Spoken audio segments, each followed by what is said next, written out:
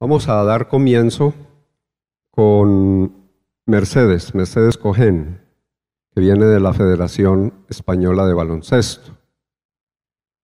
Pero es que resulta que Mercedes fue medallista de oro en los Juegos Olímpicos de Barcelona en 1992 con la selección de hockey sobre césped.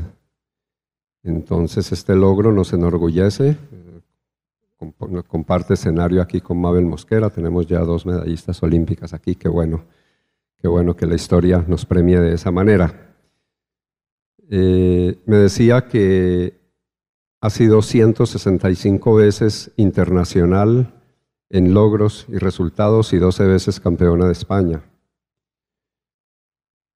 Mercedes ha sido vicepresidente de muchas asociaciones olímpicas, igualmente de la Real Federación Española, ha tenido cargos en la Federación Internacional de Hockey sobre Césped, en el Comité Olímpico Español, en eventos preolímpicos, en el Mundial de Hockey Femenino, consejera en la candidatura de Madrid recientemente para los Juegos Olímpicos, directora de Deportes del Ayuntamiento de Madrid, directora de Relaciones Internacionales de la Copa Mundo de Baloncesto el año inmediatamente anterior. Es licenciada en Derecho y técnica en actividades y empresas turísticas. Porque lo que me han dicho aquí es que venga a presentar una buena práctica y sobre todo yo creo que un proyecto que ha salido de la vocación, también de la energía que da el deporte y del trabajo conjunto de bastantes instituciones, porque creo que además de las 4 nacionales españolas, también ha habido instituciones de un país. Vengo a hablar de un proyecto en Senegal y la verdad es que como estamos todos un poco acalorados y cansados, no voy a hacer una presentación muy técnica, voy a intentar contaros un poco cómo ha sido la puesta en marcha de este proyecto y por qué además sale de una federación con la que colaboro y que ahora estoy embarcada en otro proyecto muy ilusionante que se llama Universo Mujer y con un proyecto europeo que también creo que utiliza un poco esa fórmula que está intentando Maximiliano poner en marcha, que es buscar países que trabajen en conjunto para sacar proyectos en común, ¿no? Un proyecto contra la violencia entre los fans. Bueno, la realidad es que la Federación Española de Baloncesto comenzó a trabajar en responsabilidad social corporativa, quizás porque tiene un presidente que es un poco atípico y él creía muy mucho que el deporte tenía que servir para otras muchas acciones y actividades dentro de la sociedad, no solo que sirviera para que disfrutáramos todos de los triunfos. Ya sabéis que una federación se dedica un poco a gestionar los equipos nacionales, un poco a tiene delegada la función pública de la representación de los equipos a nivel internacional y de las gestiones, y esto parecía un poco apartado de su cometido. Además, también puso en marcha una candidatura en el 2009 de una Copa del Mundo que tenía grandes rivales, y algo que hizo mucho porque esa candidatura también se ganara fue que incorporó proyectos de colaboración con otros países. En Iberoamérica, la verdad es que a través del Consejo Superior de Deportes ya había venido colaborando, y fue con países africanos. Se hizo un proyecto en Marruecos, y el proyecto que os voy a contar un poco ahora, que es un proyecto, una escuela que se llama Casa España, una escuela de formación integral con educación y baloncesto en un barrio pesquero de la ciudad de Dakar, bastante pobre, un barrio que se ha denominado por las autoridades de allí de necesidad de transformación social. Yo os voy a poner este vídeo porque creo que os vais a ambientar enseguida y va a ser más ameno que mis palabras.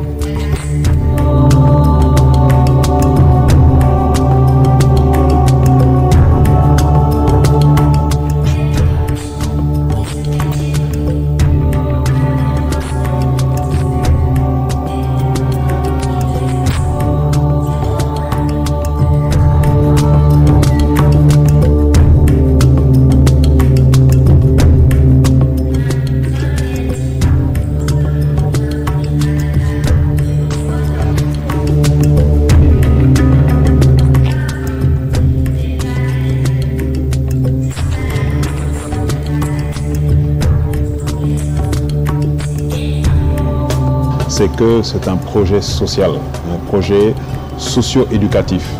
Parce que l'idée, c'était de cibler une couche défavorisée, les scolariser, pour ensuite les initier au basketball, ce qui était tout à fait normal, vu que, en tout cas, c'était une initiative de la fédération de basket. Casa España est un centre intégral. Ce que nous avons pu relever là-bas, c'est que c'est à la fois un centre, aussi bien pour les enfants que pour les parents. L'enfant va à l'école, il est nourri, il est initié au basket, il est encadré. Les parents sont invités dans ce centre pour des séances de causerie, en quelque sorte de sensibilisation contre le palu, la grossesse précoce, ainsi de suite, ainsi de suite.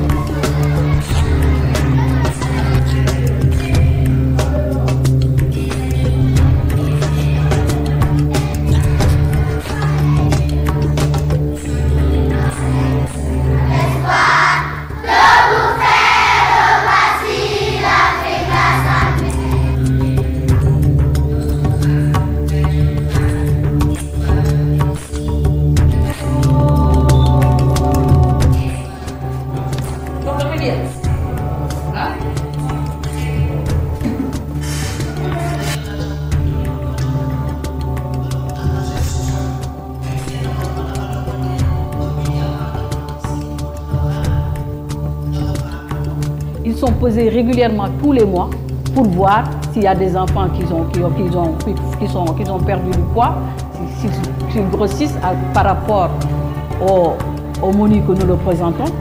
Je vous signale aussi que c'est un menu très équilibré. C'est que quand vous allez dans les écoles où on n'a pas ce projet, les enfants s'absentent beaucoup. Alors qu'ici, les enfants ne s'absentent pas et c'est parce qu'ils savent qu'ici, ils vont manger à midi. Et c'est très important ça, le volet nutritionnel.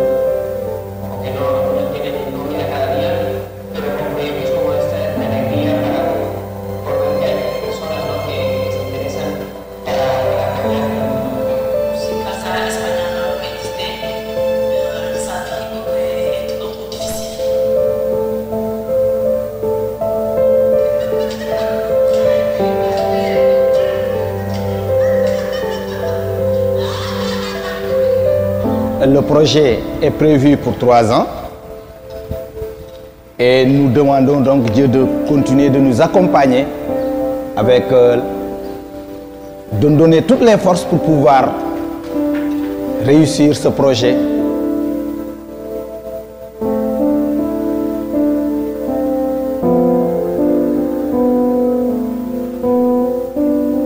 Cet enfant pourrait être un espoir pour Hann Bel-Air, un espoir pour en fait le Sénégal tout entier.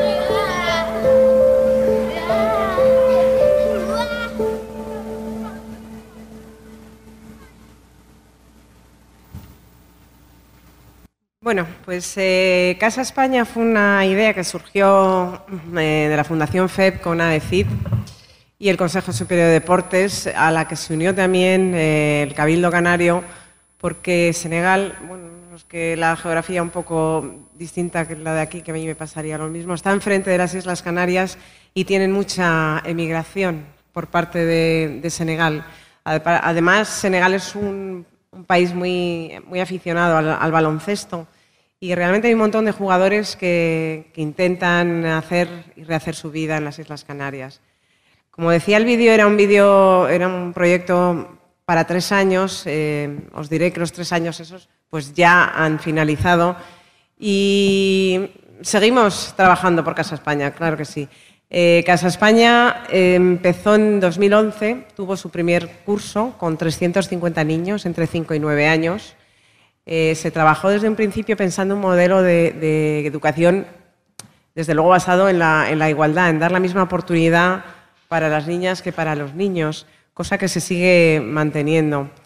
Es un proyecto en el que se ha pensado mucho en las necesidades del barrio. Hann Bel-Air es un barrio pesquero con 350.000 niños, habitantes, que muchos viven en el umbral de la pobreza, con lo cual la educación era muy importante, pero como habéis visto en el vídeo, la alimentación, la educación en hábitos saludables, la atención sanitaria, todas esas cuestiones habría que incluirlas en el colegio, porque para los niños, además, ir al colegio significa tener 2 comidas diarias, significa poder tener una serie de conocimientos y adquirir una serie de habilidades personales que les van a permitir tener una serie de futuros.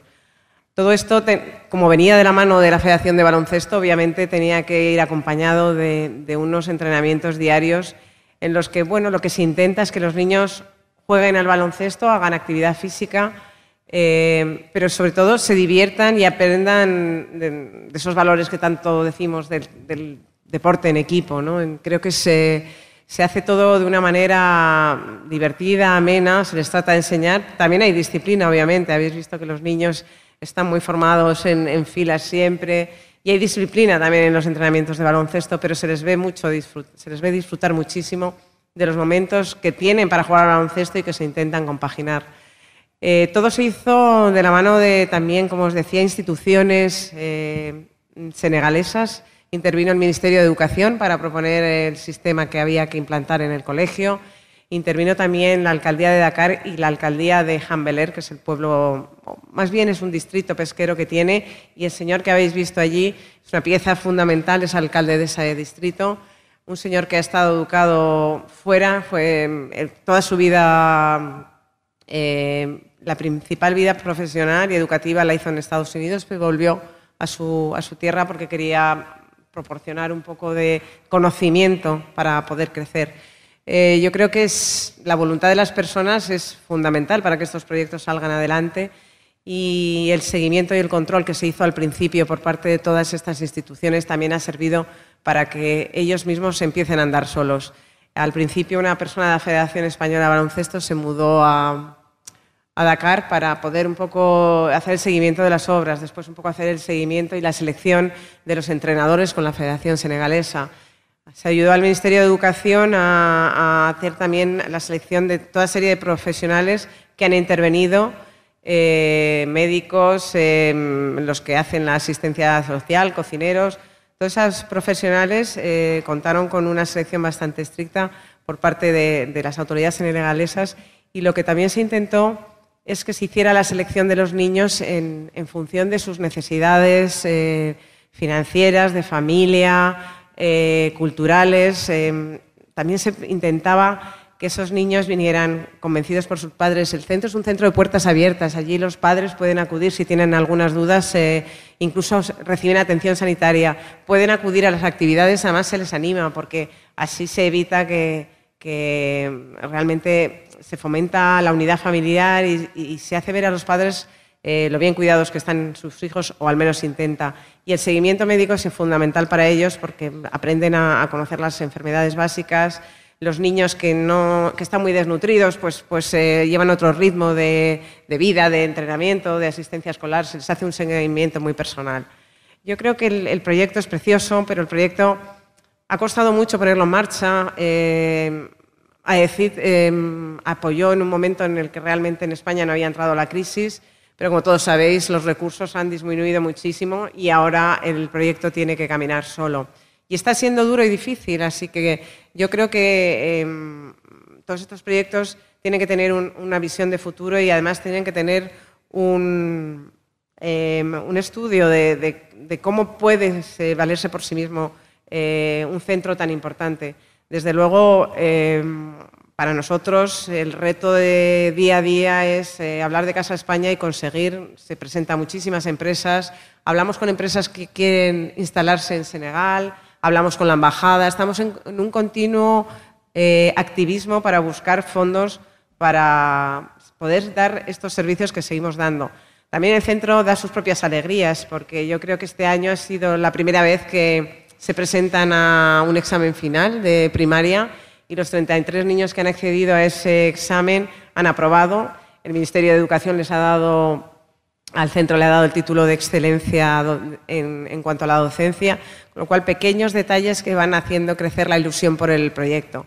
A mí, desde luego, me encantaría ver en un futuro también que en algún equipo de Senegal venga un niño de Casa España. Eso significará que el trabajo se está haciendo bien en todas las condiciones. Pero sobre todo me encantará que esos niños puedan acceder a trabajos y a carreras normales porque la formación que estén recibiendo allí, que es una formación bastante completa, haya sido buena. Por parte de las autoridades españolas, por parte de la Federación, queremos incorporar además y estamos trabajando para que esas nuevas tecnologías que en todos los colegios parecen más habituales, en los colegios europeos allí ni se conocen, enviarles ordenadores, darles acceso a las herramientas de Internet y también están aprendiendo español, con lo cual también es algo que hemos aportado a ese colegio.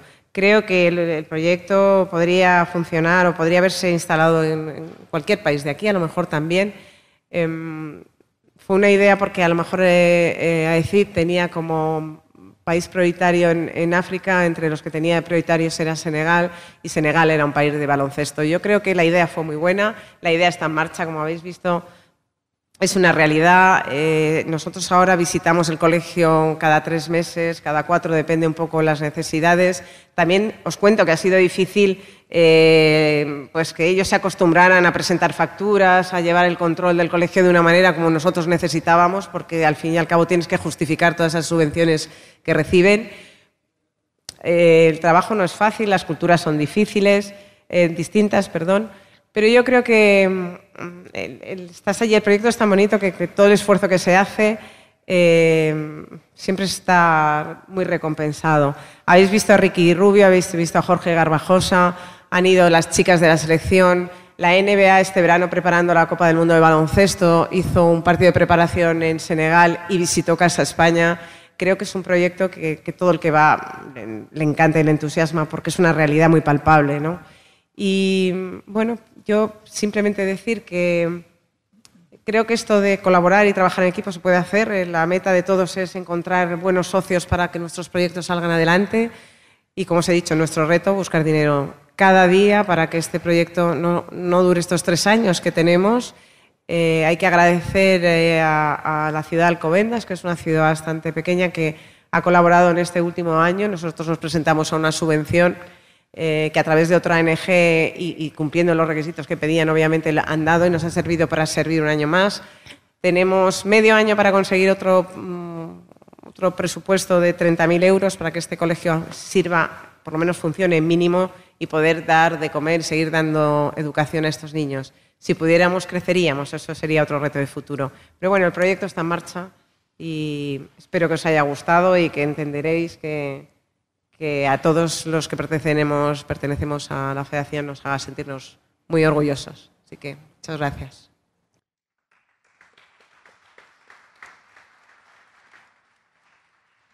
Bueno, como les decía, Fútbol al Derecho es el nombre de esta ponencia, más no un programa que desarrolla la OIM en Colombia, porque de todas maneras, de la multiplicidad de programas y proyectos que tiene la OIM en más de 200 municipios en Colombia, digamos que esta estrategia forma parte, digamos, del rompecabezas para entender, digamos, la lógica con la cual la OIM trabaja fundamentalmente con los niños en el programa de migración y niñez.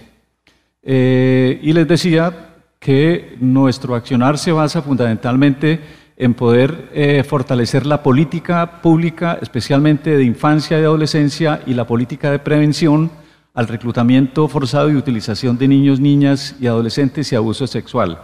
Creemos que cualquier acción que nosotros desarrollemos en este sentido tiene que tener ese enfoque de derechos, que tiene que propiciar, digamos, la protección integral y sobre todo lo que es un concepto que también es novedoso dentro de la ley, que es el interés superior del niño. El imperativo que obliga a todas las personas a garantizar la satisfacción integral y simultánea de todos sus derechos humanos, que son universales, prevalentes e interdependientes. En ese sentido, yo creo importantísimo recalcar que si bien es cierto estamos trabajando con niños, niñas, adolescentes afectados por el conflicto armado o que están en riesgo de ser afectados, es importante entender que primero tenemos que cruzar el escenario del conflicto social, exclusión, pobreza, marginalidad, abuso sexual, etcétera, etcétera, todas las violencias que nosotros hemos construido en el país y que por supuesto frente a eso tenemos que construir alternativas de la resolución de los conflictos que hemos construido en torno a eso y que por supuesto las poblaciones más vulnerables de nuestro país en las zonas rurales y en las zonas marginales de los centros urbanos son las poblaciones más vulnerables. Y esto llevaría, digamos, como un enfoque integral, entendiendo de que lo que estamos trabajando es para que la exclusión social sea mínima, que la construcción de ciudadanía activa, ¿sí?, y plena sea un derecho de los niños, niñas, y adolescentes y jóvenes, y sobre todo lo que hacemos con el fútbol o con otra estrategia tenga, digamos, un enfoque de desarrollo humano. También les hablaba de la política que ha construido el Estado desde el nivel nacional, política fundamentada en el COMPES 3673 y la que hace relación a cómo el Estado debe desarrollar en sus diferentes niveles nacional, regional y territorial estrategias de participación de las comunidades y de las instituciones para enfrentar el fenómeno del conflicto armado. El objetivo, digamos, de poder trabajar esta estrategia es la promoción de los derechos de los niños, niñas, adolescentes y jóvenes, el fortalecimiento de las políticas públicas de infancia y adolescencia y prevención al reclutamiento forzado de niños, niñas y adolescentes por parte de grupos armados al margen de la ley. Dentro de los objetivos específicos tenemos desarrollar procesos participativos comunitarios con enfoque territorial y poblacional que identifiquen vulnerabilidades y riesgos y propongan e implementen entornos de protección, identificar y potenciar entornos protectores que fortalezcan acciones en donde los chicos puedan, digamos, evidenciar la participación y el desarrollo de sus capacidades, impulsar la construcción de nuevas formas de relacionamiento entre familia, escuela y los niños, niñas y adolescentes que se constituyan en relaciones protectoras frente a los riesgos identificados. Y por último, fortalecimiento de las políticas de infancia, adolescencia y prevención. Todo esto lo hacemos entendiendo, digamos, que nuestra intervención no puede ser solamente en agrupar unos chicos, fortalecer unos profesores de las escuelas de fútbol, regalar unos petos, armar un proceso técnico y hasta ahí. Nosotros creemos que la responsabilidad está orientada fundamentalmente a que tenemos que generar un proceso social, proceso que, como ustedes van a ver más adelante, ya viene desarrollando desde la base los profes, que ahorita nuestro director de la Fundación Paul Koch explicará muy brevemente, que es un proceso creativo, flexible, integral, sinérgico, porque lo tenemos que hacer con las comunidades, lo tenemos que hacer con los niños, lo tenemos que hacer con la familia, lo debemos hacer con el Estado y sobre todo con las organizaciones de la sociedad civil, capaz de intencionar, de movilizar, de enfocar y de aproximarse a realidades concretas para la promoción de transformaciones. Nuestros actores fundamentalmente son actores del Estado, entidades públicas que tienen que ver con los temas de los que les he hablado sobre la prevención al reclutamiento e instituciones que tienen que ver fundamentalmente con la política de infancia y de adolescencia y las entidades privadas. Aquí me faltarían muchísimas, como varias que están aquí en este salón.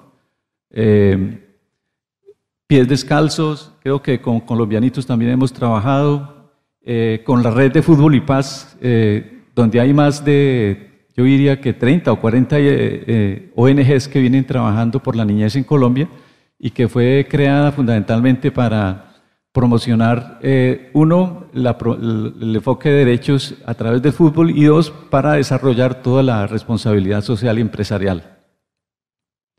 Digamos que estas son todas las formas de violencia sobre las cuales nosotros estamos trabajando para prevenirlas.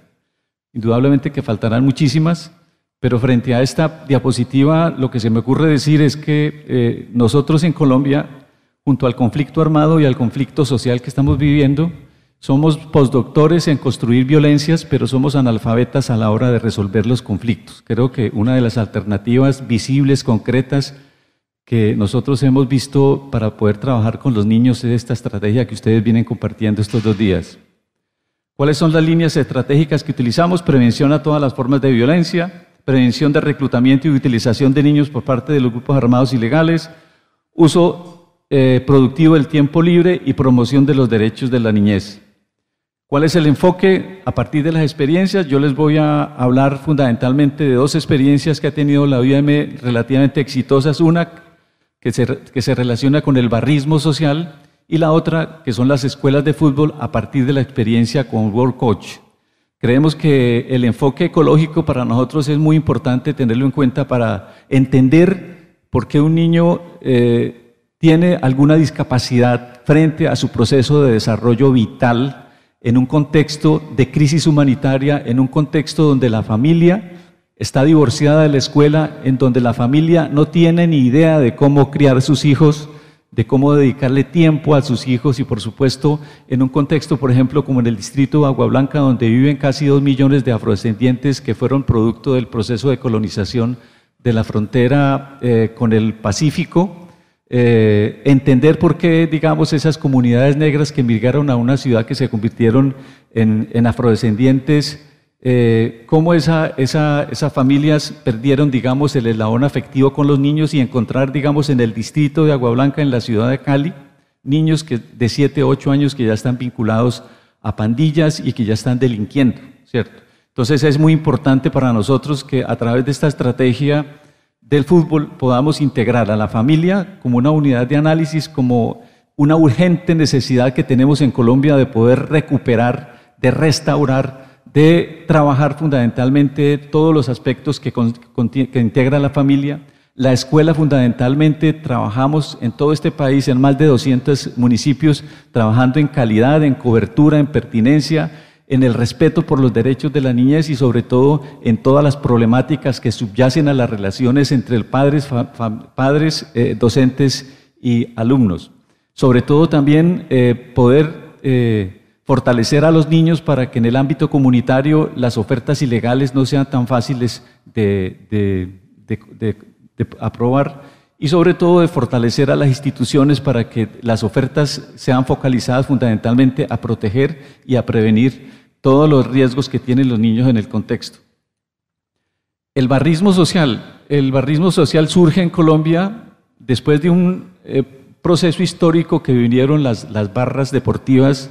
Recordemos que las barras deportivas en Colombia también son parte de la herencia de las barras que surgieron en Argentina. creo que en la década de los 80, 90, y que aquí ha tenido, digamos, un hito muy especial porque todos entendemos dentro de nuestro imaginario, en el contexto de los estadios, que las barras son violentas, pero no entendemos por qué los niños son violentos y por qué en esos escenarios, digamos, las relaciones de los niños se traducen o terminan siendo violentas.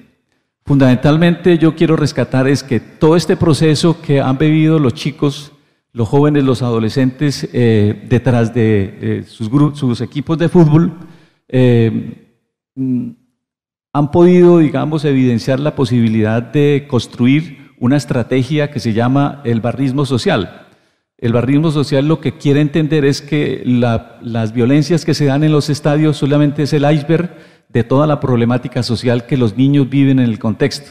Eso quiere decir que, si bien es cierto, hay que trabajar el tema de seguridad, hay que trabajar el tema de protección, lo que tenemos que trabajar es todas las formas de violencia que se dan en la familia y en el contexto social. Hace poco la directora del Instituto Colombiano de Bienestar Familiar nos comentaba que el origen de toda la realidad que viven los niños en Colombia, los niños marginados, excluidos, los que están en las cárceles, los que están en situación, digamos, de responsabilidad penal, eso tiene que ver muchísimo con el tema de la familia. La violencia intrafamiliar en todas nuestras regiones del país es casi la prioridad número 1 para tratar de trabajar. La violencia intrafamiliar, el abuso sexual en la familia, el maltrato infantil, todas las violencias que se dan al interior de la familia, incluyendo la violencia de género, son las causas fundamentales de que los niños entren a los grupos armados ilegales, que se metan a las pandillas, que consuman droga, que delincan, etcétera, etcétera. Y yo entonces los voy a dejar un momentico con Manuel Pinzón, que es el director de la Fundación World Coach, para que él nos explique de manera más lógica el modelo de World Coach Colombia. Buenas tardes a todos. Muchas gracias por estos minutos, Pedro, pero pues realmente con Hernán hacemos pareja como los duetos de música por todo el país y nos hemos acostumbrado ya a trabajar juntos. Vamos a poner el video que tuvo la molestia y pues paso seguido hacemos unas preguntas y terminamos pues el enfoque del trabajo técnico.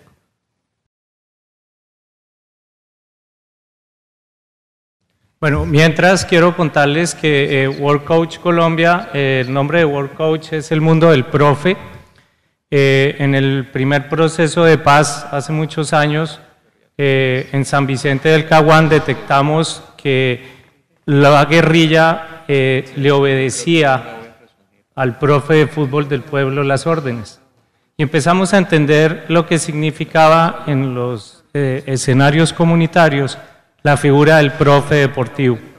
En Colombia estos seres humanos pasan de 20.000, la mayoría oscilan entre 40 y 60 años. Sus grados de escolaridad son muy bajos, pero en promedio cada profe de estos está manejando alrededor de 140 niños entre los 8 y los 17 años. Entonces vamos a ver las figuras y ya procedemos con Hernán a responder preguntas. Gracias.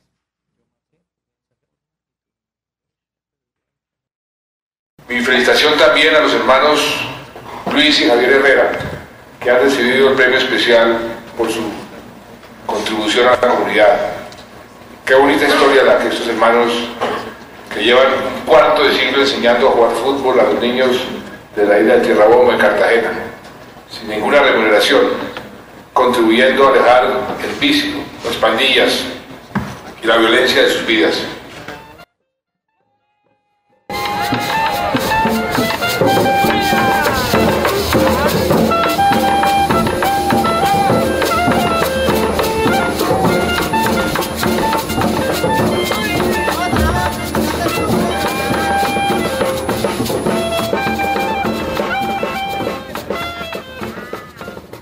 Ahí es donde World Coach juega un papel fundamental. World Coach tiene una herramienta que es una herramienta considerada revolucionaria, y no solo en Colombia, sino en el mundo, que ha sido acogida por FIFA, que ha sido acogida por la ONU. Nosotros, el equipo que conformamos, el equipo interdisciplinario que conformó la fundación, lo primero que pensamos es que efectivamente necesitábamos ir paso a paso y teníamos que establecer unas fases para llegar a las comunidades. Comunidades en las que había escenarios de violencia muy fuertes, a los que efectivamente casi que ni siquiera la fuerza pública podía ingresar, y para nosotros era fundamental en primera instancia poder generar espacios dentro de las comunidades en los que pudiéramos tener presencia.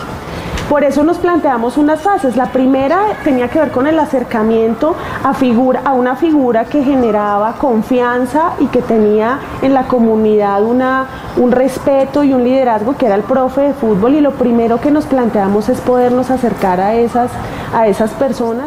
El profe como referente protector, junto con World Coach, desarrolla un proceso psicoeducativo. Claro, orientado desde esa perspectiva. No solamente es un proceso de fútbol, digamos de habilidad física, sino que tiene que ver también con el hecho de vivenciar unos valores y unos principios que le permitan estar en relación con otros. Eso lo hace el profe siempre y cuando también él los tenga claros en su propia vida. Queríamos salvarlo, pero no se pudo. Por eso sigo trabajando para que estos jóvenes que siguen en las pandillas pues no lleguen hasta allá.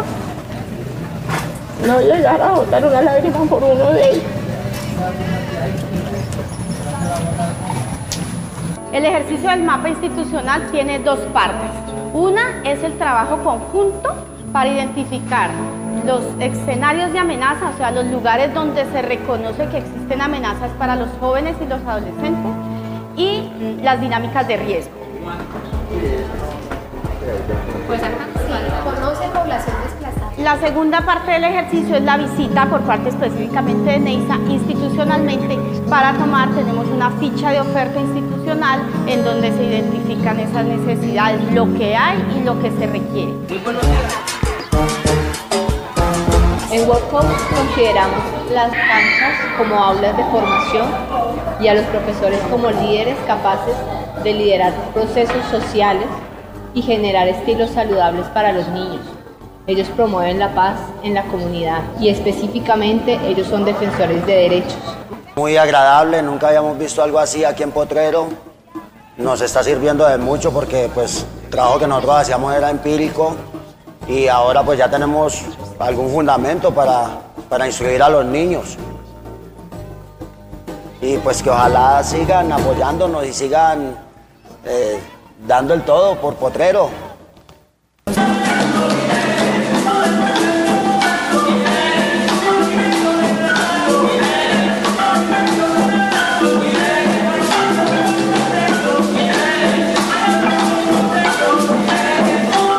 Protector de derechos humanos en Colombia, porque a través de World Coach y el programa de psicosocial en fútbol venimos prácticamente en el tiempo libre de los niños, prácticamente somos los cuidadores, venimos practicando, los venimos alejando de muchas cosas malas, ocupando el tiempo de ocio, donde, como te digo, varios padres de familia ni siquiera saben qué están haciendo sus hijos, y a través del cuidado que nosotros les estamos dando, lo estamos sacando, lo estamos arrebatando a la violencia, lo estamos arrebatando a los grupos al margen de la ley, a muchas cosas malas. Entonces yo me siento cuidador de niños.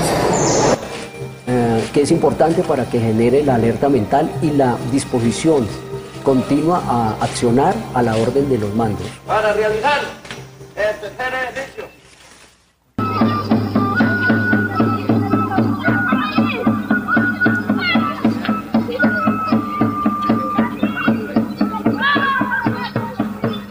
Este proceso va a transformar vidas en la juventud y en la niñez de Nariño.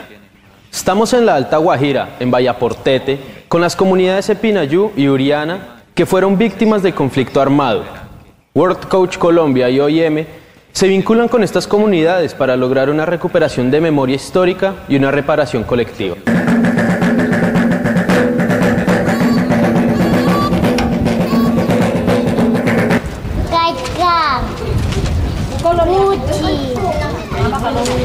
Ay, tía. Ay, tía.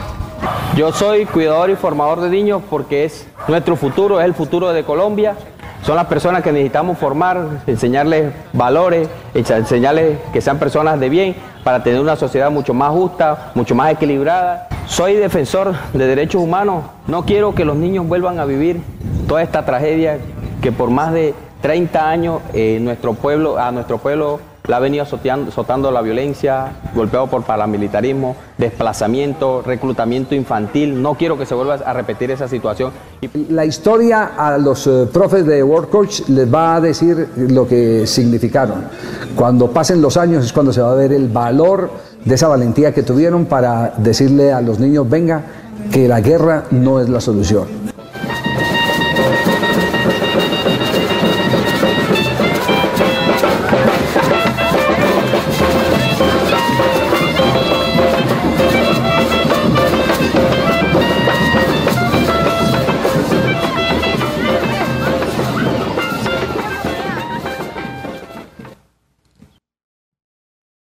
Bueno, buenas tardes.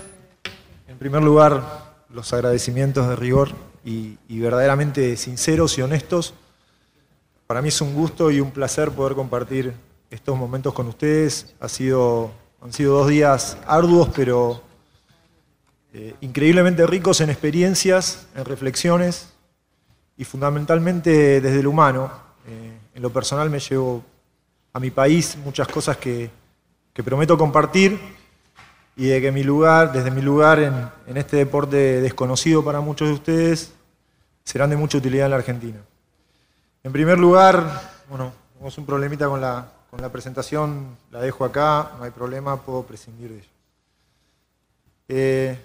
Este es el proyecto que tenemos en marcha, es un proyecto de rugby en los penales de la Argentina. Y verdaderamente fue motivada la práctica de este deporte en ese ámbito complejo debido a las experiencias internacionales que recogimos en muchos lugares del mundo. El rugby es un deporte que se practica en aproximadamente 200 países de manera absolutamente amateur. Obviamente hay una liga profesional, pero no es la esencia de este deporte. Y escogimos practicar el rugby en una situación compleja como la de un penal por la esencia y por el contenido filosófico e histórico que tiene. Y verdaderamente nos sustentamos en eso para sostenerlo. Estimo que Pedro ha tenido que invitar 3 deportes, el squash y el básquet, y aparte del rugby, para poder equiparar un poquito todas las exposiciones de fútbol, pero no importa. Vamos a hacer todo lo posible para que esto sea un poco más comprensible. Desde el lugar del rugby, verdaderamente entendemos que es un deporte inclusivo desde todo punto de vista, fundamentalmente por necesidades técnicas, más allá de todo lo filosófico. Es un deporte que cualquier biotipo es un requerimiento para poder desarrollar una buena performance. Eso lo diferencia inicialmente de algunas otras disciplinas deportivas. Sumado a esto, este deporte nace y se genera su reglamentación desde un establecimiento educativo. Tiene sus ancestros en lo grecorromano, como la mayoría de los deportes de pelota y de conjunto, pero su normativa actual nace en Inglaterra, en la escuela de rugby, de la mano del director de una escuela. Por eso es que la parte filosófica está implícita desde el momento de su creación. No se concibe este deporte sin un fuerte carácter formativo. Es una cualidad distintiva e innegociable para esta práctica deportiva en cualquier ámbito que se genere.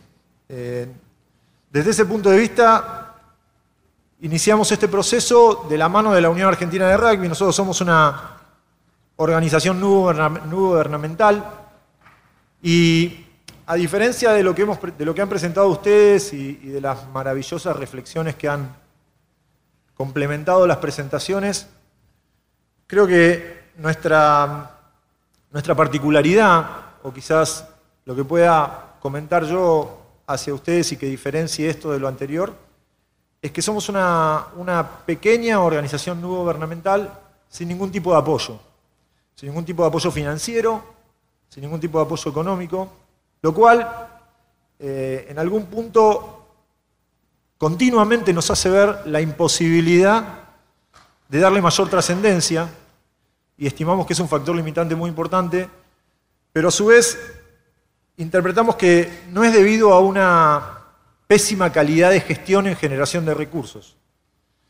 Entendemos que esto es así porque el ámbito en el que nos desenvolvemos nos genera un fundamento por el cual no tengamos que salir a buscar recursos para poder sostenerlo.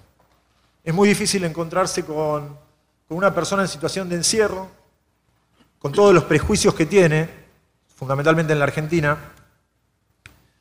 y hacerle entender que uno está tratando de acercarse a contribuir o a colaborar sin buscar nada a cambio. Verdaderamente eso es lo que nos motivó a no seguir intentando la generación de recursos, más allá de que sabemos que es algo imprescindible. Pero sí, a su vez, nos ubicamos en un lugar que nos resulta muy cómodo y que es en la gestión de generación de recurso humano voluntario. Este proyecto, ya proceso, lleva 5 años y en los 5 años que lleva de ejecución, nadie ha cobrado un centavo de esto. Con todas las limitaciones que esto implica. La manera que lo hemos logrado es justamente poder gestionar a través del convencimiento, de la seducción y de la convicción de que esto hace un bien al otro. Independientemente de que no consideramos que sea algo sumamente altruista, ni sumamente ni medianamente altruista. Y esto es un punto de vista personal y me tomo la libertad de expresarlo ante ustedes. No lo consideramos altruista porque cuando nosotros salimos del penal o salimos de un barrio que podemos hacer alguna acción, la sensación que sentimos es tan regocijante que verdaderamente no consideramos que sea por el otro, sino lo estamos haciendo por nosotros mismos. Independientemente de esto, entendemos que la práctica de los deportes adentro de los penales, sea cual fuere, tiene un valor muy particular. Tiene un valor educativo, un valor recreativo, uno terapéutico y el valor de la misma competencia, el que genera la competencia. La competencia sana, ¿no? Obviamente, sin ser el fin que se persigue prioritariamente. Y cuando nos pusimos a pensar sobre la importancia de hacer esto en un penal, no solo pensamos en la población carcelaria. En verdad lo que tuvimos más en cuenta fue la réplica hacia la situación de la familia del preso. Y el objetivo terminó siendo tratar de contribuir a la formación de los hijos de las personas que están privadas de su libertad. Y terminó siendo el norte. Nos dimos cuenta que hemos participado, este proyecto es interdisciplinario, lógicamente, y hablando con las personas idóneas en cada una de las áreas que lo componen, nos hicieron entender que cuando había visita en los penales, la participación del padre ocupaba, ante la visita de sus hijos, ocupaba un lugar por la situación social de la familia de estas personas, que era casi vislumbrado como un héroe. Y nos dimos cuenta que si esa persona, al volver a la vida pública o a volver a su vida en libertad, no lograba modificar esa imagen a partir de las acciones y del ejemplo, las futuras generaciones iban a seguir siendo muy problemáticas para la sociedad de los lugares en los que nosotros participamos. Es por eso que se fue desviando el objetivo, y el objetivo que comenzó como la práctica deportiva para modificar ciertas conductas de la gente privada de su libertad, terminó siendo la práctica deportiva para la modificación de algunas conductas que puedan ser replicadas en su hogar y en su lugar de residencia fuera de la cárcel. Fue algo en lo que fuimos creyendo y en el día de hoy tenemos sobradas pruebas de que es así. Cuando la verdad estaba preparando esta presentación y mucho más ayer por la noche, después de haber escuchado las presentaciones de ustedes, verdaderamente consideré que había que darle un vuelco a lo que estaba preparando y no tratar de fundamentar desde la estadística o desde la teoría todo lo que hace el deporte en la formación de las virtudes humanas. creo que es redundante, lo han hecho ustedes a la perfección, y estimo que es más rico mirarlo desde lo práctico y desde lo emocional. Y cuando hablo de lo emocional y de lo práctico, me refiero a situaciones concretas que nos han permitido generar vivencias que nos han cambiado el rumbo a nosotros, desde nuestro lugar. Yo les pido que activen otra parte de su cerebro y pongan un segundo su creatividad en marcha y se imaginen que están en un penal del país en el que ustedes viven y se están enfrentando, están llegando a un penal, se encuentran con una puerta con 5 policías en una situación no muy amistosa, que les preguntan qué van a hacer ahí adentro, y como ustedes le dicen que van a practicar, que van a generar la práctica de un deporte, la primera sensación es de incredulidad absoluta. Pasan esa puerta, se encuentran con otra puerta más, y la segunda pregunta es, ¿no tenés otra cosa que hacer en lugar de venir a perder el tiempo a un penal? Pasan otra puerta y se encuentran con una reja que no se abre hasta que no llega un guardia que la abre, y empiezan a cambiar los sonidos, y empiezan a cambiar las texturas, y empiezan a cambiar las caras. Esa es la realidad de un penal. Y eso es solo para entrar al hall de distribución de un penal, donde salen 6 o 7 caminos que conducen a distintos pabellones. Este inicio de actividad estaba planteado para un pabellón de mediana seguridad. No sé si han tenido la oportunidad, aquellos que lo han tenido, traten de reflejarla en su mente.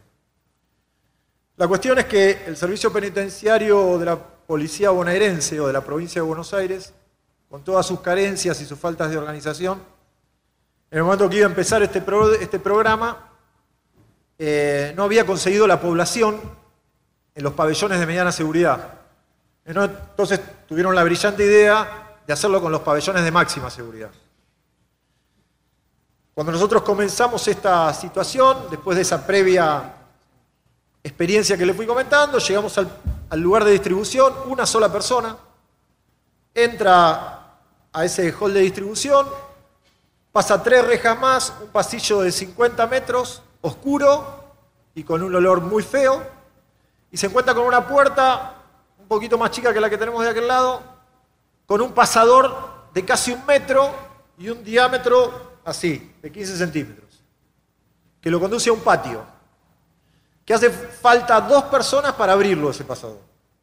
Entonces le abren ese pasador a uno, cualquiera de nosotros que es voluntario y que va a hacer eso desinteresadamente, entran y se encuentran en un patio con 40 personas del pabellón de máxima seguridad que no entienden qué van a hacer ustedes ahí adentro. Les propongo que se trasladen esa situación y vean si no es un ámbito hostil. Esa hostilidad que presenta el ámbito es la primera dificultad que tuvimos que vencer cuando es gente que no es profesional, sino que son voluntarios. A partir de ahí se fueron dando un montón de situaciones concretas, desde la práctica, que a nosotros nos fueron enseñando cómo era la metodología de trabajo adentro de un penal. Para aquellos que no conocen el rugby es un deporte donde el contacto está permitido y está arreglado. Vale golpearse. Y vale golpearse dentro de las reglas con la potencia y la fuerza que a cada uno se lo permita, su cuerpo. Es por eso que hay temas concretos en cuanto a la formación de las conductas de la persona y fundamentalmente del hombre que son muy importantes a tener en cuenta. A diferencia de otros deportes donde el contacto está permitido pero no hay una pelota en el medio, se generan situaciones de resolución intelectual. Y fundamentalmente se pone en práctica la tolerancia al contacto. A partir de ahí les cuento otra experiencia. Del segundo día de práctica en el penal va un voluntario que es abogado y se encuentra con los 40 jugadores de rugby o potenciales jugadores de rugby y les propone una actividad de un juego de 1 contra 1 donde el contacto está absolutamente permitido. La cuestión es que estaba uno de los personajes más pesados del penal frente a uno de los personajes más disminuidos físicamente, tratando de batirlo en la situación de 1 contra 1, transportando la pelota de un lado al otro. Esta persona de biotipo chico, no sé, tendría experiencia en algún arte marcial. La cuestión es que en esa situación de juego lo derribó, le sacó la pelota y verdaderamente lo puso en una situación humillante ante todos los compañeros. Imagínense cuál sería la reacción de una persona privada de su libertad, considerada líder desde lo negativo, en un ámbito donde las reglas prácticamente no existen, ante una situación de humillación física por una persona en condiciones disminuidas. Se las cuento. La situación fue que se paró y lo agarró del cuello y lo llevó 10 metros hasta donde terminaba el campo de entrenamiento. En ese momento nos dimos cuenta que la enseñanza que nos estaba brindando la oportunidad de trabajar con gente privada de libertad era mucho mayor de la que nosotros creíamos, porque ese ámbito no lo vivimos cotidianamente. En un entrenamiento de rugby hay un código tácito pautado en el cual uno tolera y soporta el golpe que está permitido y no eleva ningún tipo de queja. Al contrario, felicita cuando el golpe está dentro de las normas. Y esa situación a nosotros nos brindó otro aprendizaje, que habría que trabajar mucho en el control, en el autocontrol. Y verdaderamente es lo que empezamos a hacer. Esto de trabajar con voluntarios y no tener la posibilidad de contar con recursos materiales o financieros nos ubicó en una situación bastante comprometida. Fundamentalmente porque si hacemos un análisis de fortalezas y debilidades de lo que es trabajar con voluntarios y trabajar con gente idónea y profesional, indiscutiblemente la balanza se desbalancea.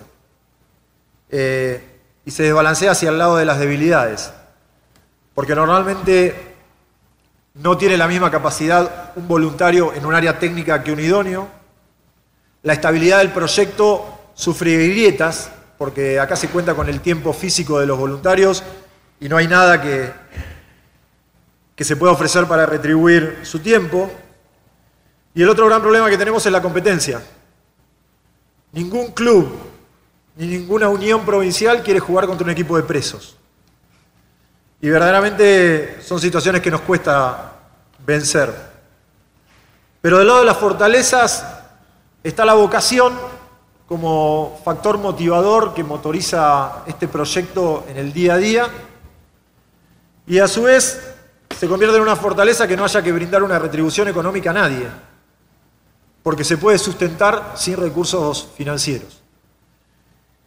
Verdaderamente, cuando pensaba cómo generar algo productivo para que desde su lugar pueda ser de utilidad en su vida diaria, lo único que se me ocurrió fue impulsarlos a pensar que las actividades voluntarias, si se manejan con seriedad y si logran tener un seguimiento y un cambio de rumbo en el momento necesario, se pueden desarrollar. Es mucho mejor si uno tiene recursos, indudablemente, pero no es un factor absolutamente limitante. Hace 5 años que estamos haciendo esto y se va renovando la población de voluntarios continuamente. Verdaderamente podría ser mucho mejor nuestro proyecto si contáramos con un recurso, eso no cabe ninguna duda. Pero al no tenerlo, no es algo que nos impida hacerlo. Para concluir con la explicación de esta pequeña acción que nosotros desarrollamos, le voy a contar que para nosotros el inicio fue el trabajo en el penal, pero nos dimos cuenta que llegábamos muy tarde a la sociedad argentina. Cuando vamos a trabajar sobre una acción en una persona privada de la libertad, el error ya lo cometió. Ya ha delinquido, ya ha hecho un daño a la sociedad y quizás a alguna persona, y nos dimos cuenta que había que generar una acción preventiva. esta experiencia de estar encerrado junto a los presos cuando uno desarrolla una actividad deportiva genera un espacio de diálogo, habilita un espacio de diálogo, no sé si lo genera, probablemente haya que buscarlo. Y en esa habilitación de espacio de diálogo los mismos presos nos dijeron que les gustaría trasladar esa situación que ellos estaban viviendo con este deporte a su casa. Y a partir de ahí se replicó el proyecto en 10 barrios periféricos de la cárcel en la que empezó. Y la nueva dificultad que se nos presentaba era que teníamos que volver a convocar 5 veces más la población de voluntarios de la que teníamos. Y la solución que le encontramos a eso fue invitarlos a participar, aquellos presos que abandonaban su condición de ser privados de la libertad y pasaban a ser libres, a participar del proyecto como monitores. De las 30 personas que quedaron en libertad en los últimos 4 años, 15 están trabajando en los barrios como entrenadores de rugby, sin haber jugado rugby nunca en su vida. Y sin importarnos a nosotros, que somos quienes jugamos, quienes fuimos técnicos, quienes desarrollamos esto, lo que transmitan del juego en sí mismo. Y verdaderamente hoy nos llena de orgullo poder contarles que hay un circuito de 6 encuentros anuales de rugby absolutamente social, donde no tienen nada que ver los clubes, donde los entrenadores son expresos y donde, como contaron ayer, creo que fue, no recuerdo si fue Patricia, en uno de los proyectos que no había árbitro, en estos encuentros tampoco hay árbitro, solamente la acción del entrenador es la que conduce el permitir infringir o no las reglas. Y dentro de esta propuesta interdisciplinaria, les cuento los requisitos que nosotros propusimos para ingresar al proyecto.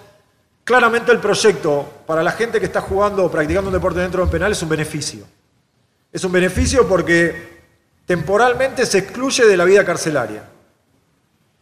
Vive en un pabellón donde la convivencia no es la convivencia de los penales, las normas de convivencia difieren absolutamente y a su vez tiene la posibilidad de invertir tiempo en una práctica que lo evade de la situación de encierro.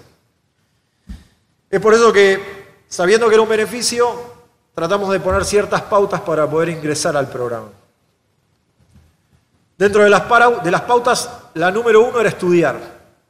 Y todos estudiaron. Y todos terminaron el secundario, que la mayoría no lo tiene. Otra de las pautas era aprender o perfeccionar un oficio.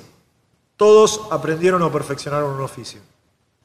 Y otra de las pautas era desarrollar una tarea, un oficio o un trabajo dentro del penal. Y los 40 integrantes del programa, los 40 trabajan. En una lavandería, en un taller, en una herrería. Me parece vano hacer propaganda de esto, de hecho no es la intención. Simplemente es compartir esta gran experiencia que nos ha tocado vivir e invitarlos a replicar esto en la manera de sus posibilidades, con la gente que tengan y con la gente que puedan, porque sin un alto recurso es una acción totalmente viable y fundamentalmente visible. Para nosotros ha sido muy rico y entendemos que verdaderamente estamos brindando un pequeño aporte al cambio de la sociedad de donde podemos actuar. Así que muchas gracias por su tiempo. Un ejemplo, Carlos, muy lindo de verdad del trabajo que se vienen desarrollando y seguramente van a crecer mucho más. Ya nos contaba que cruzaron los muros de la cárcel, seguramente van a crecer mucho más. Vamos a cerrar esta intensa tarde de trabajo invitando a León Felipe Oliver Arévalo. León es profesional en psicología, especializado en desarrollo personal y familiar de la Universidad de La Sabana de Bogotá, psicoterapeuta de familia y adolescencia con más de 15 años de experiencia en el sector social. Actualmente se desempeña como director regional aquí en Cartagena de la Fundación Colombianitos, que es obviamente el tema central que nos va a presentar esta tarde, liderando el programa Goles para una Vida Mejor. De igual forma, posee dominio en gerencia de proyectos social de alto impacto dirigido a comunidades con alta vulnerabilidad y problemas comunitarios. León Felipe, bienvenido y qué buen título que tiene el tema de esta tarde, los colombianitos. Muchas gracias. Bueno, voy a tratar de ser un poco breve porque ya sé que la tarde nos cae. Sin embargo, agradecerle, Pedro, muchas gracias por la invitación, muchas gracias a Cooperación Internacional Española. Todas las ponencias en estos 2 días ha sido de un gran aprendizaje, de un gran valor para mí, sobre todo a nivel personal y profesional. Pienso que cada uno de los que están acá tienen unas experiencias muy valiosas que significan un aprendizaje para cada uno de nosotros. Yo, antes de venir a mostrarles acá pues, buenas prácticas, yo lo que voy es a referenciarme un poco a esa parte emocional que mi compañero empezó a citar anteriormente y que realmente es lo gratificante de este trabajo. Yo como psicólogo jamás pensé trabajar en el sector deportivo, jamás, nunca. De hecho, hace 1 año y medio la vida me dio la oportunidad de vincularme a esta gran organización que es Colombianitos, pero que Colombianitos hace 4 años decidió formar una alianza estratégica con otra organización que tenía el mismo objetivo de desarrollo social a través del deporte y es Tiempo de Juego. Es así como yo lidero la alianza Colombianitos y Tiempo de Juego, jugando en equipo por Cartagena, y tienen un programa que es bellísimo, que se llama Goles para una Vida Mejor. Goles, entiéndase, en triunfarle a la vida, no goles solamente limitándolo al área de fútbol, porque Colombianitos y Tiempo de Juego va más allá del fútbol. Trabaja una metodología propia, una metodología que se basa dentro de los principios del fútbol por la paz, que nació en la década de los 90 cuando recién asesinaron a Andrés Escobar, lamentablemente después del Mundial de los Estados Unidos, y bueno, todo ese tema que generaba esa violencia a nivel de las barras, a nivel de esa pasión desmesurada que se daba en los estadios y fuera de los estadios, pues se generó esta parte de Fútbol por la Paz. Se adoptó esa estrategia y Colombianitos y Tiempo de Juego la han desarrollado en una metodología convivencial. Es decir, transportar, bueno, resumo un poco.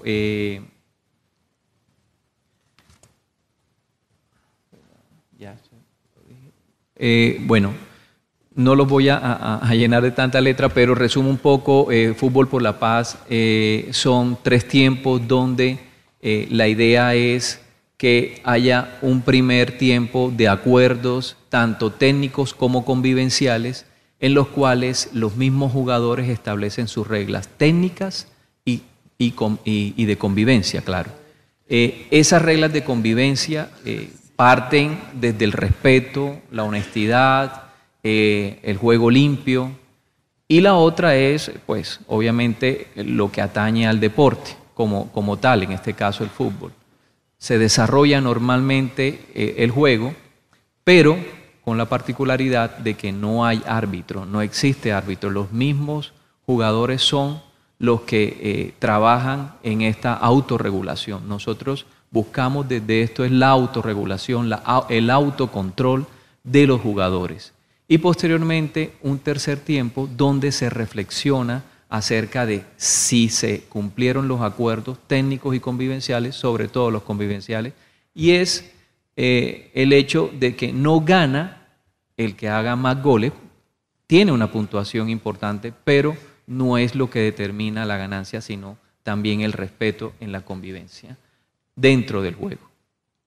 Eso, dentro de las buenas prácticas que nosotros pudimos establecer, era que se podía llevar a todos los ámbitos deportivos. Entonces empezamos a trabajar con el deporte insignia de aquí de Cartagena, que es el béisbol, y posteriormente el ajedrez, el ping-pong, el atletismo, deportes de conjunto e individuales, pero que lo que nos importa es el gancho que nos sirve el deporte para posteriormente nosotros empezar a trabajar con los valores, haciéndolos virtudes.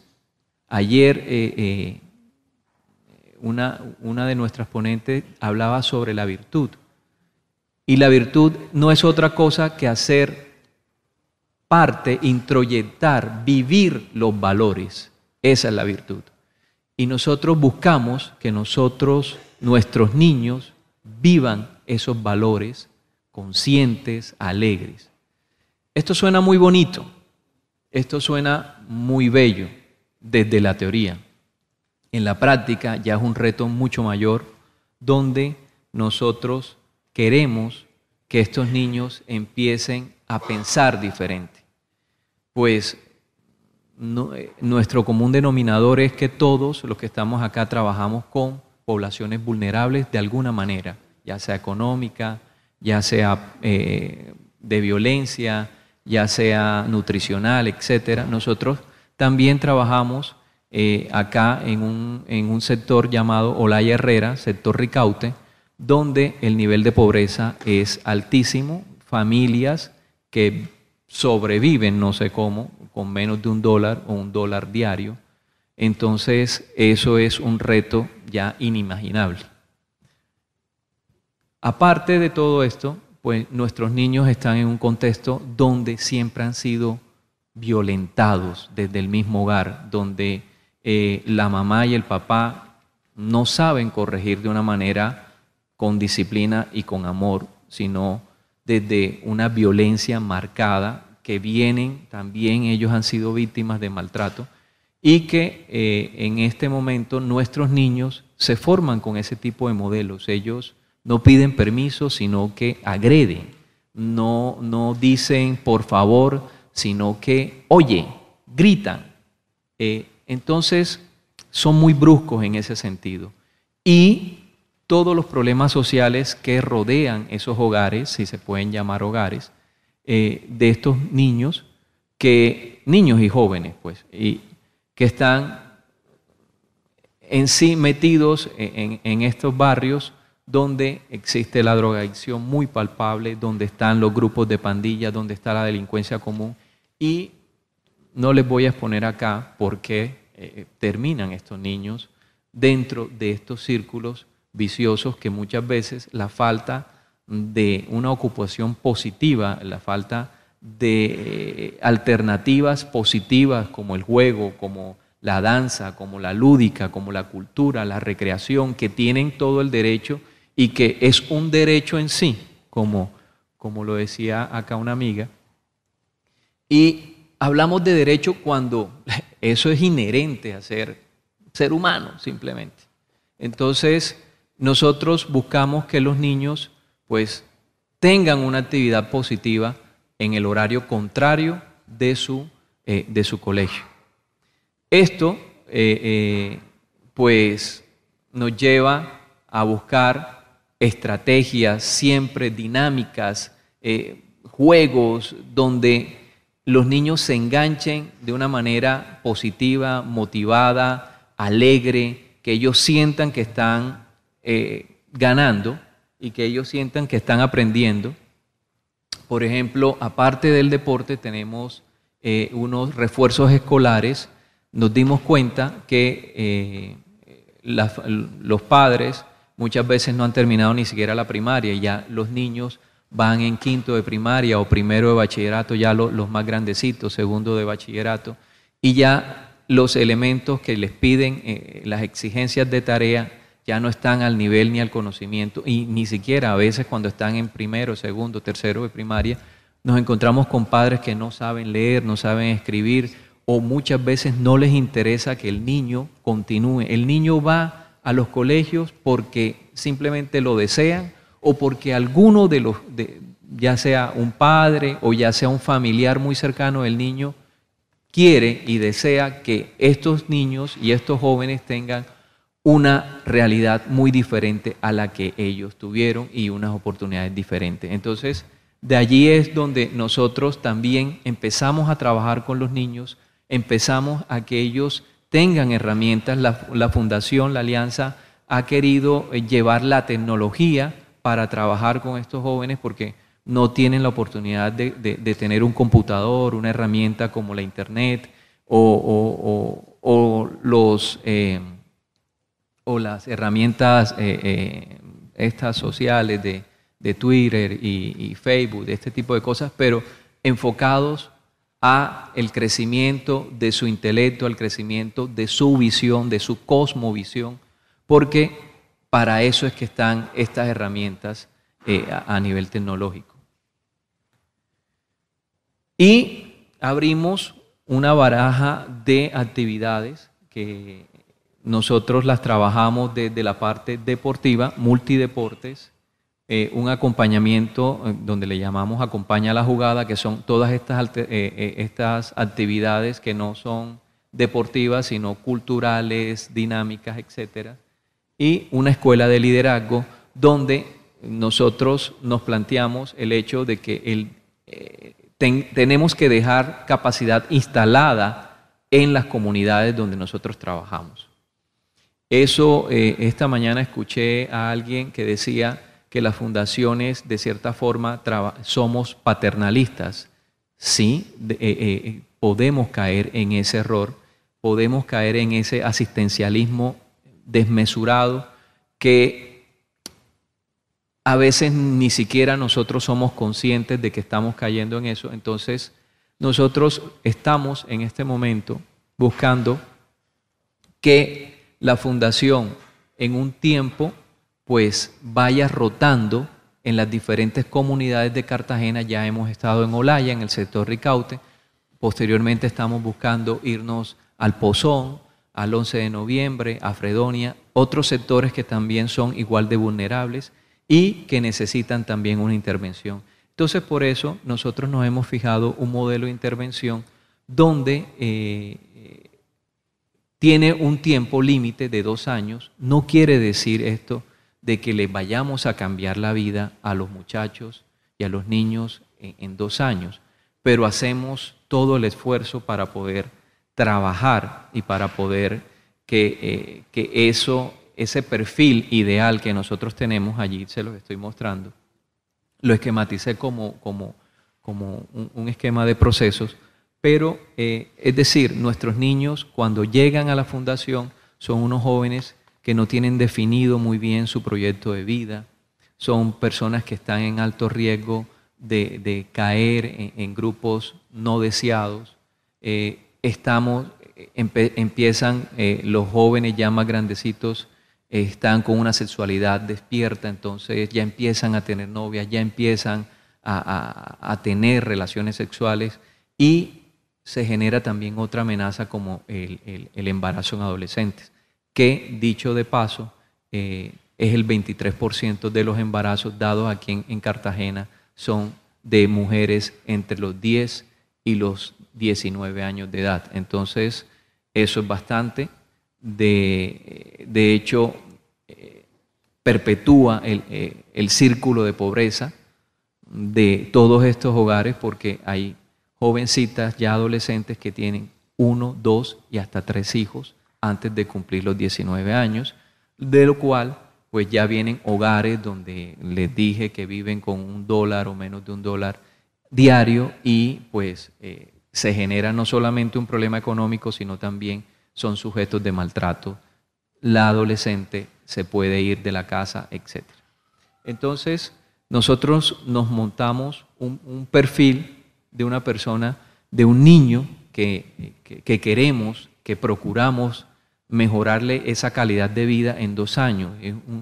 Nos visionamos un joven empoderado en sus derechos, comprometido con su comunidad, una persona que continúe y termine sus estudios, por lo menos de básica secundaria, que tenga una visión a mediano y largo plazo donde vea que la educación es una escalera para salir adelante. Y que aparte de eso, queremos que este joven también, cuando termine su bachillerato, pueda tener la oportunidad real de acceder a una educación superior.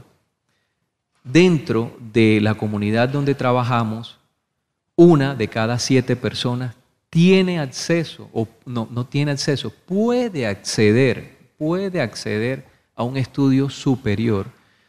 ¿Y cómo pensamos nosotros romper los ciclos de pobreza y cómo pensamos nosotros que estas personas puedan mejorar su nivel de vida si no tenemos las condiciones para que una vez salgan de sus estudios de bachillerato puedan salir adelante con una carrera profesional? Nosotros nos damos por sentados, aquí estamos muchas personas que hemos tenido los privilegios de estudiar y muchas personas han hecho maestrías, doctorados, postdoctorados, y dan por sentado que uno puede hacerlo y que todo el mundo puede hacerlo. Y no, realmente solamente el hecho de que estos jóvenes terminen un bachillerato es un logro inmenso dentro de las comunidades. Tomamos el deporte y lo trasladamos al colegio. Y nombramos algo que se llama Recrea tu colegio, gozarse el colegio, disfrutar el colegio, ser feliz en el colegio. Y comenzamos con los colegios locales que están, uno de esos es San Felipe Neri, que es un colegio del Estado, donde ese colegio tiene unos problemas de indisciplina altos, donde la deserción escolar es muy alta, sobre todo en la primaria. En el bachillerato, por 2 puntos, un poco menos, pero sin embargo es del 13%. Entonces, eso nos hace que tomemos las herramientas que estamos aplicando en el campo deportivo y las llevemos al campo de la educación. Y es cuando nosotros buscamos que se apliquen los 3 tiempos dentro del aula. Y es así como los 3 tiempos, los profesores que adoptan, porque ni siquiera, es decir, no todos los profesores están convencidos de esta metodología. Entonces nosotros estamos en este momento haciendo un piloto este año para demostrarle a los profesores que nuestro modelo funciona. ¿Cómo queremos demostrarlo? Muy sencillo. Primero, que se reduzcan los niveles de indisciplina e intolerancia dentro de las aulas de clase. Segundo, que ayudar a reducir el nivel de deserción escolar. Y tercero, de que los alumnos puedan alcanzar un mejor rendimiento a nivel escolar. Entonces, esa es la apuesta que nosotros tenemos. Pensamos de que ese es el futuro de nuestro modelo de intervención y es lo que nosotros buscamos y perfeccionar como buenas prácticas. Ahora ustedes me dirán, ¿y cuántos resultados tienen? Pues yo les quisiera decir miles. Pero estamos comenzando en este momento de los 1.300 alumnos que tiene el Colegio San Felipe Neri. Nosotros estamos trabajando solo con 300 jóvenes. Es una cantidad que bueno, para algunos será poca, para otros mucho, pero el hecho es que son niños que en este primer semestre del año por lo menos han disminuido los niveles de indisciplina y eso es bastante porque los profesores muchas veces se ven muy ansiosos y muy frustrados porque no logran disminuir por lo menos la desatención que muestran los muchachos, el bullicio, el hecho de que se molesten estando en clase. Entonces, ese ha sido un logro solamente, lo puedo decir a nivel visual, de observación directa. Con Con los resultados académicos, pues vamos a mirar a ver ya a final de año, tanto en la deserción escolar como en los resultados académicos. Esto es lo que nosotros estamos trabajando desde la Alianza Colombianitos y Tiempo de Juego. Dentro de las dos organizaciones estamos en 9 lugares del país: Santa Marta, Bogotá, Puerto Tejada en el Valle, Barbosa en Antioquia, en Bogotá, en Soacha, en Bucaramanga, en Magdalena Medio. En fin, estamos en varios lugares de Colombia. Trabajamos por unificar una sola metodología, porque resulta que cada uno de nosotros, como lo hemos visto acá, cada uno pues hace lo que considera de que es positivo y se puede lograr mejorar. Todo es susceptible de cambio y de mejora.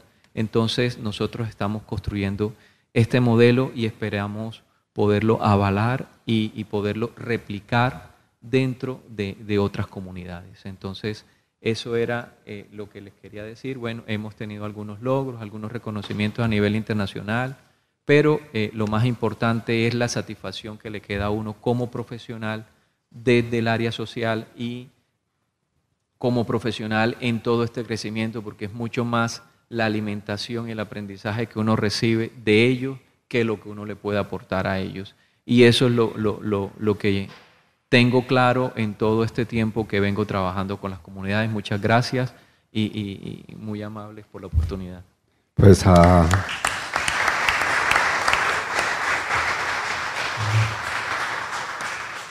León, de verdad, nuestro agradecimiento y reconocimiento por esa labor titánica, esa gestión que está adelantando y, como usted dice, va a crecer, también va a crecer.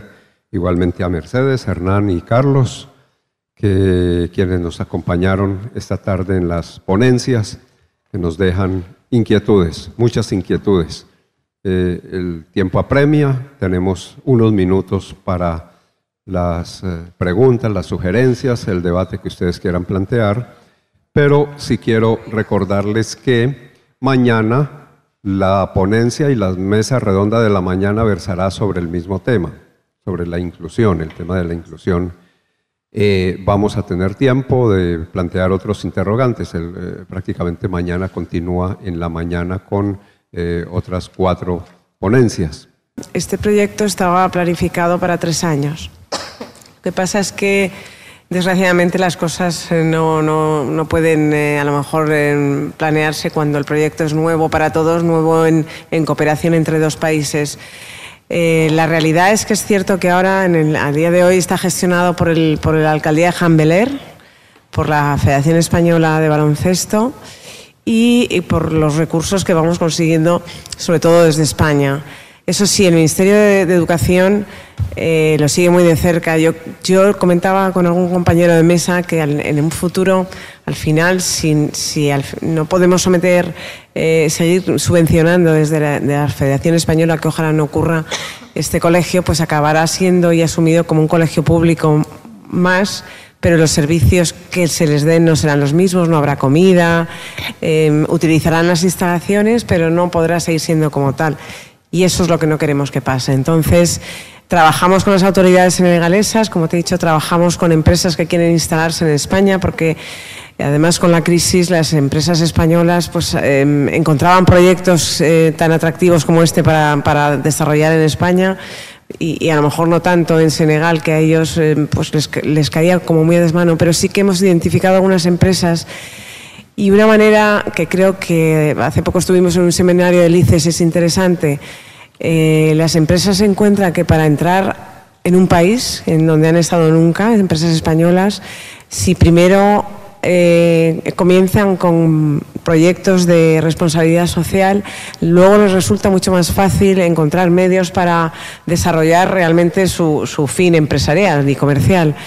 Y nosotros, bueno, en Senegal hay empresas españolas trabajando con las que nosotros estamos pues comunicándonos para ver si ellas mismas pueden hacer un pool de empresas para que Casa España siga estando allí. Es un proyecto precioso, además ya te digo, aprenden español, cosa que también nos acerca un poco a ellos, ¿no? Así que esa es la idea y el Ministerio de Educación de Senegal también está trabajando para que esto pueda seguir estando en marcha. De hecho, la primera idea era replicarlo en otras zonas de Dakar, pero todo, de Dakar no, de Senegal, pero todo va despacio.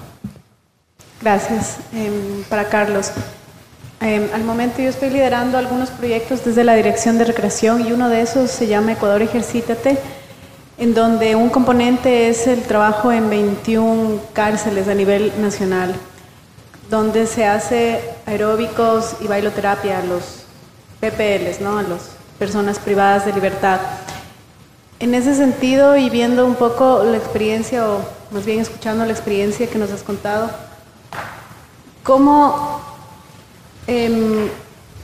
evitas o más bien disminuyes el incremento de la adrenalina en el caso de esas personas que pasan obviamente encerradas todo el tiempo?